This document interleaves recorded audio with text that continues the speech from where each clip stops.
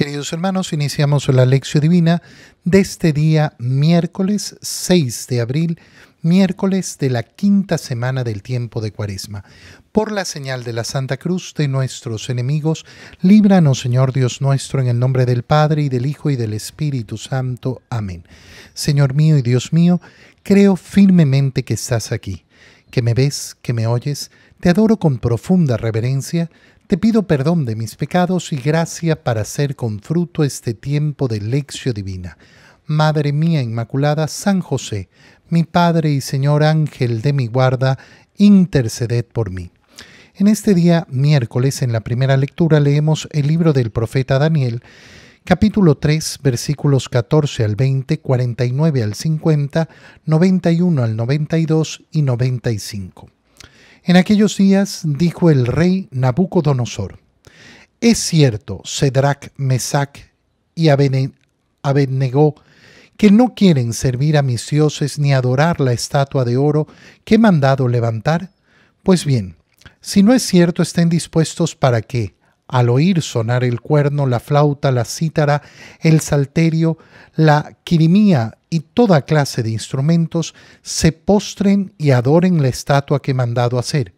Pero si no la adoran, serán arrojados inmediatamente a un horno encendido, y que Dios podrá liberarlos entonces de mis manos. Pero Cedrac, Mesac y Abednego contestaron al rey Nabucodonosor: no es necesario responder a tu pregunta, pues el Dios a quien servimos puede librarnos del horno encendido y nos librará de tus manos. Y aunque no lo hiciera, sábete que de ningún modo servimos a tus dioses, ni adoraremos la estatua de oro que has mandado levantar. Entonces Nabucodonosor se enfureció, y la expresión de su rostro cambió para Cedrac, Mesac y Abednego.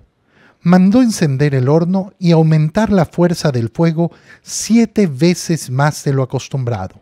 Después ordenó que algunos de los hombres más fuertes de su ejército ataran a Cedrac, Mesac y Abednego y los arrojaran al horno encendido. Pero el ángel del Señor bajó del cielo, se puso junto a ellos, apartó las llamas y produjo en el horno un frescor como de brisa y de rocío, y el fuego no los atormentó, ni los hirió, ni siquiera los tocó. El rey Nabucodonosor, estupefacto, se levantó precipitadamente y dijo a sus consejeros: ¿acaso no estaban atados los 3 hombres que arrojamos al horno? Ellos contestaron: sí, Señor. El rey replicó: ¿por qué entonces estoy viendo 4 hombres sueltos que se pasean entre las llamas sin quemarse, y el cuarto parece un ángel? Nabucodonosor los hizo salir del horno y exclamó: bendito sea el Dios de Cedrac, Mesac y Abednego, que ha enviado a su ángel para librar a sus siervos, que confiando en él desobedecieron la orden del rey y expusieron su vida antes que servir y adorar a un Dios extraño. Palabra de Dios. Recordemos, y es importantísimo en esta semana siempre recordarlo, que esta quinta semana del tiempo de Cuaresma está marcada por esa idea de Cristo juez. Cristo como el único y verdadero juez. Cuando una persona sabe profundamente que su juez es el Señor, entonces se enfrenta a todas las circunstancias de esta vida sin temor, sin miedo. El miedo no manda en mí. ¿Y por qué no manda a pesar de que puedo sufrir tantos terrores, tantas circunstancias adversas, tantas dificultades? Porque es el Señor y solo el Señor quien me juzgará. Al final del día, morirme no es la peor calamidad que yo puedo sufrir. Morirme no es la peor desgracia que puedo sufrir. La peor desgracia que puedo sufrir es no gozar de la eternidad junto a Dios. Y eso es lo que se nos presenta en la lectura del profeta Daniel. Estamos en las épocas del destierro en Babilonia.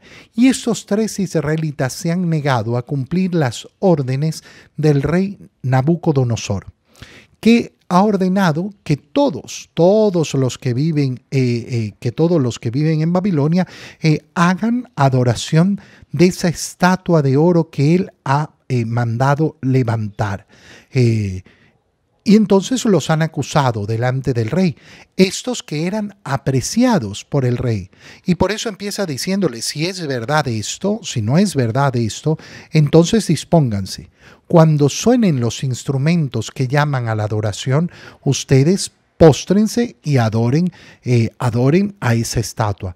Si no, serán arrojados inmediatamente al horno encendido. Y les dice el rey Nabucodonosor, ¿qué Dios podrá librarlos entonces de mis manos?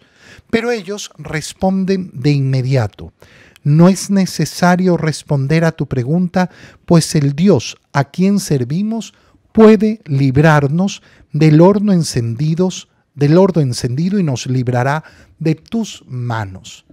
Esta es la confianza primera.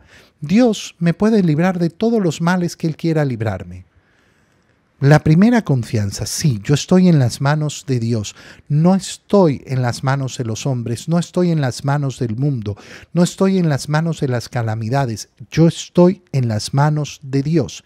Y aunque, y aquí viene la segunda parte, y aunque no lo hiciera, igual no serviremos a tus dioses ni adoraremos la estatua de oro. Es decir, mi confianza en el Señor no depende de que Él me libre de los males o no. Son 2 actitudes, y 2 actitudes importantísimas. Las repetimos. La primera, yo confío en el Señor. Yo estoy en las manos del Señor y por eso no estoy lleno de temores. El Señor me puede librar de cualquier calamidad que venga, de cualquier calamidad que venga. Pero aunque no me quiera librar de las calamidades de este mundo, sigo confiando en el Señor y sigo amando al Señor. Fíjate cómo la unión de estas 2 actitudes son cada una de ellas importantísimas, porque no se trata de una confianza en el Señor para que el Señor haga mi voluntad.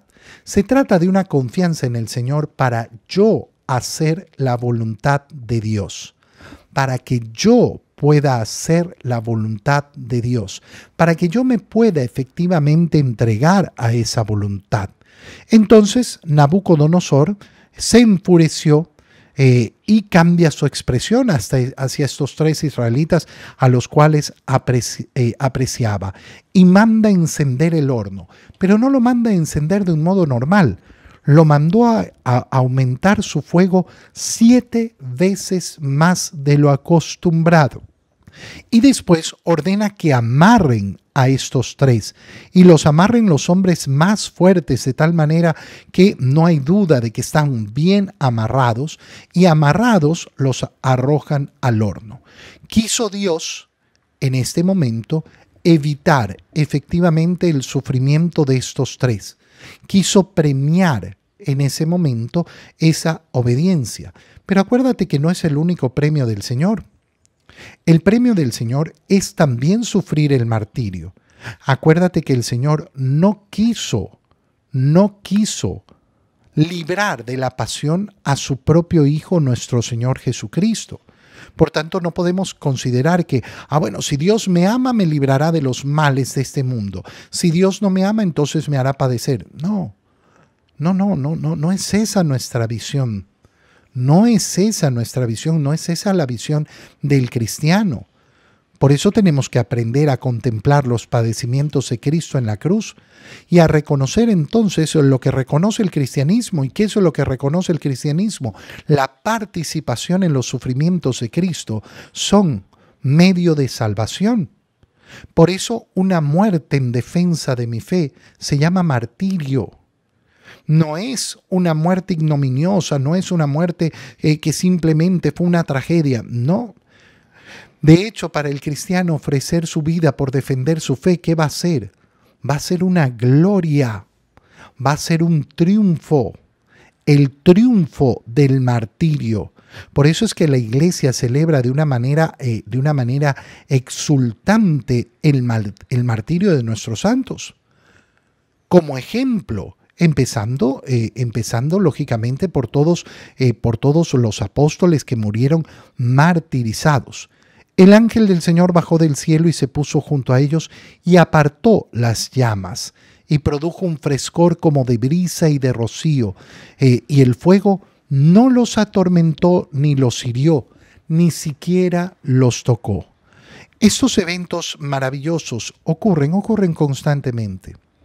Oye, al final de la historia, al final de nuestra vida, nosotros conoceremos todas las veces que el Señor nos protegió. Y te aseguro que son muchas más que las veces que el Señor permitió que padezcamos sufrimientos. Te aseguro que son muchísimas más. Lo que pasa es que estamos tan ciegos, tan ciegos, que son tantas las veces que no nos damos cuenta, que no lo logramos ver. Pero al final de cada día son incontables las veces en que el Señor me ha protegido. Es de verdad que nos protege y nos protege constantemente. Es verdad que tenemos un ángel custodio a nuestro lado que nos está protegiendo constantemente. No sospechamos, no imaginamos la cantidad de veces que somos protegidos por el Señor. A veces creemos que estamos solos en este mundo, tirados en este mundo, sin lograr tener la protección, pero eso es una gran mentira. Tenemos la protección del Señor y por eso tenemos que mostrarnos efectivamente confiados. Nabucodonosor, el rey estupefacto, se levantó precipitadamente. ¿Acaso no estaban atados estos tres? ¿Cómo es que yo veo entonces 4 y uno de ellos con forma de ángel, y los mandó entonces sacar del horno porque no se quemaban en él?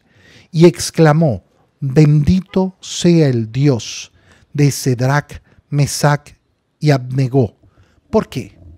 Porque ha contemplado la confianza de esos hombres.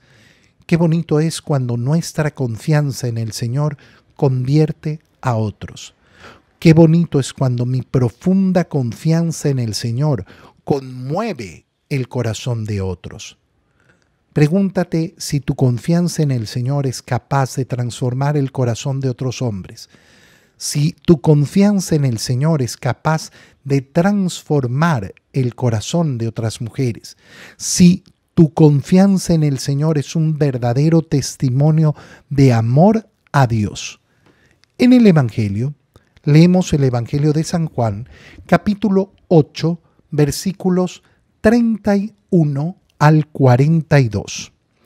En aquel tiempo Jesús dijo a los que habían creído en él: si se mantienen fieles a mi palabra, serán verdaderamente discípulos míos, conocerán la verdad y la verdad los hará libres. Ellos replicaron: somos hijos de Abraham y nunca hemos sido esclavos de nadie. ¿Cómo dices tú, serán libres? Jesús les contestó: yo les aseguro que todo el que peca es un esclavo del pecado, y el esclavo no se queda en la casa para siempre. El Hijo sí se queda para siempre. Si el Hijo les da la libertad, serán realmente libres. Ya sé que son hijos de Abraham. Sin embargo, tratan de matarme porque no aceptan mis palabras.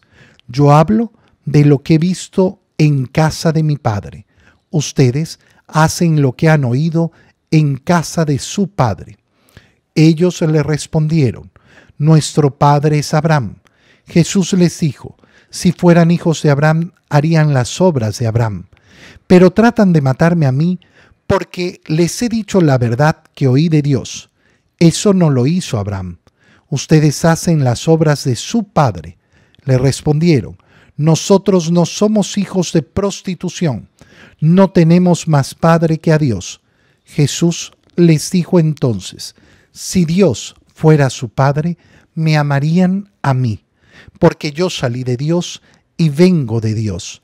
No he venido por mi cuenta, sino enviado por Él. Palabra del Señor. Siguiendo con la misma idea que estamos profundizando en esta semana, recuerda que cuando decimos que Cristo es el juez, ¿de qué estamos hablando? Estamos hablando de la verdad. Estamos hablando de la verdad, de la profunda verdad a la cual nos conduce el Señor, que nos quiere iluminar justamente para conocer la verdad, porque realizar el juicio, ser capaz de ser juez, es conocer la verdad. Solo el que conoce la verdad puede hacer un juicio verdadero, un juicio correcto. ¿Qué es lo que ha sucedido? Se nos ha presentado en este capítulo 8 del Evangelio de San Juan a Jesús discutiendo con los judíos y les ha dicho el Padre y yo somos la misma cosa. Y lo último que leímos el día de ayer era cómo ese día, al decir estas palabras, muchos creyeron en él. Y entonces nos alegramos y decimos que bueno, muchos han creído en la palabra del Señor, pero resulta que ahora el Señor va a probar esa fe. Va a probar efectivamente a ver si creen en Él. Y vamos a ver lo que les cuesta. ¿Y por qué? Porque esa fe se tiene que demostrar en la perseverancia. Y por eso inicia el Evangelio de hoy diciéndonos que Jesús dijo a los que habían creído en Él. No a los que lo rechazaban, sino a aquellos que dijeron, oye, este de verdad habla con propiedad. Este de verdad es el Mesías. Y entonces les dice, si se mantienen fieles a mi palabra, serán verdaderamente discípulos míos. ¿Dónde se prueba la fe? La fe se prueba en la perseverancia. No vive una verdadera vida de fe aquel que tiene fe de momentitos. Ah, sí, yo ahorita sí, rezo. ¿Por qué? Porque estoy pasando por una gran necesidad, porque estoy pasando por este gran problema, porque mi familiar, mi amigo me está enfermo, ahora sí.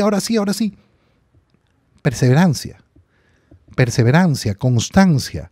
Si se mantienen fieles a mi palabra, es decir, si hacen constantemente lo que yo les digo. Tomen y coman. Esto es mi cuerpo, tomen y beban, esta es mi sangre. Si yo hago esto con perseverancia, no una vez a las tantas, no una vez, sino constantemente, ahí soy discípulo del Señor. Y cuando soy discípulo del Señor, ¿qué ocurre? Entonces conocerán la verdad y la verdad los hará libres. En esa perseverancia es donde nuestra mente y nuestro corazón son iluminados para alcanzar esa verdadera liberación que nos ofrece el Señor. Fíjate entonces que no es una acción que se realiza en un instante, que se realiza en un momento y nada más. Es una acción que se va realizando a lo largo de nuestra vida. Por eso el camino del cristiano es un camino de iluminación progresiva. ¿Podemos entender todos los particulares de nuestra fe de manera inmediata? No. Por eso tenemos que ir creciendo en la profundidad de la doctrina de nuestra fe. Y por eso es tan importante tener ese anhelo de ir creciendo. Oye, ¿cuántos católicos se han conformado simplemente con la catequesis que recibieron cuando eran niños? E incluso te lo dicen y te lo dicen constantemente. Yo estuve en colegio católico, hermano mío, qué bueno, qué alegría. Pero resulta que tienes 40 años, 50 años, 60 años. Y los últimos 40 años, 50 años, no has tenido formación. No has crecido en esa formación en tu fe. No has querido profundizar en la hondura de nuestra fe. No has querido entender más en profundidad porque no te has dedicado a la lectura de la palabra, porque no te has dedicado a la formación, porque todas las oportunidades de todos los cursos que has tenido a tu disposición nunca los has aprovechado. Porque tu vida de fe era simplemente ir a misa y ir a misa de tanto en tanto. porque no llevas una verdadera vida de oración y de crecimiento en esa oración. Y entonces, mira lo que ocurre con aquellos que lo están escuchando al Señor, cuando les dice, este conocimiento de la verdad los hará libres. Nosotros somos hijos de Abraham, nunca hemos sido esclavos. ¿Por qué nos hablas de libertad si nosotros somos libres? Y el Señor entonces muestra cuál es la profundidad de la libertad de la cual Él habla. Yo les aseguro que todo el que peca es un esclavo del pecado. Cuando nosotros decimos que el camino de Cristo es un camino de liberación, lo decimos justamente por esto. No porque se nos ha ocurrido, sino porque el Señor mismo nos ha dicho que su camino es un camino de liberación. ¿De qué nos quiere liberar en primer lugar? Del pecado. Nos quiere liberar del pecado, y para ser liberados del pecado, ¿qué es lo que tenemos que hacer? Caminar ese camino de iluminación que nos muestra la grandeza de la vida en la gracia de Dios, que nos va iluminando para darnos cuenta cuán poco vale el pecado, cuán poco éxito se puede obtener a través del pecado. Por más que el pecado se presente como algo bondadoso, algo bueno, algo deseable, algo apetecible, que va a saciar mis deseos, que me va a dar alegría, que me va a dar felicidad, al final el Señor nos dice, no es verdad, es una ilusión, es una apariencia. Yo vivo esclavizado. El esclavo, el que peca, se queda, no es el hijo y no se queda en la casa, pero el hijo les puede brindar la verdadera libertad, ser verdaderamente libres. Hay un ser libres y un ser verdaderamente libres. ¿Cuál es la diferencia? La diferencia es la siguiente. Uno puede pensar que la libertad es la posibilidad de elegir lo que yo quiero. Sí. Esa es una libertad a medias. Elegir, no, ser libre, yo soy libre, elijo lo que quiero, sí. Pero ser libre de verdad no es eso. Ser libre de verdad es elegir el bien. No el bien para mí, no el bien que yo considero como bueno, sino el bien. ¿Quién conoce el bien? Aquel que es iluminado por el Señor.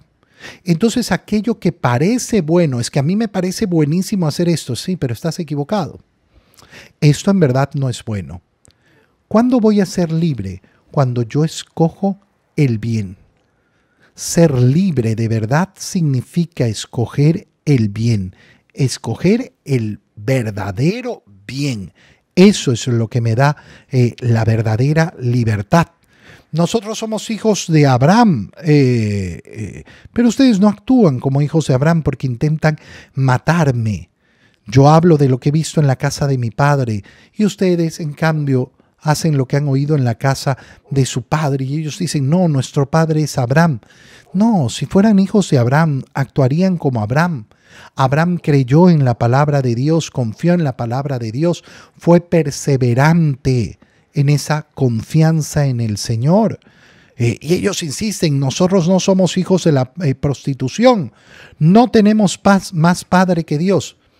Si ustedes tuvieran de verdad como padre a Dios, me amarían a mí. Y aquí viene la parte fundamental del Evangelio, porque yo salí de Dios y vengo de Dios. No he venido por mi cuenta, sino enviado por Él. Mira cómo todo este capítulo 8, constantemente el Señor nos ha recordado su condición de igualdad con el Padre. El Padre y yo somos la misma cosa. El Padre y yo somos uno.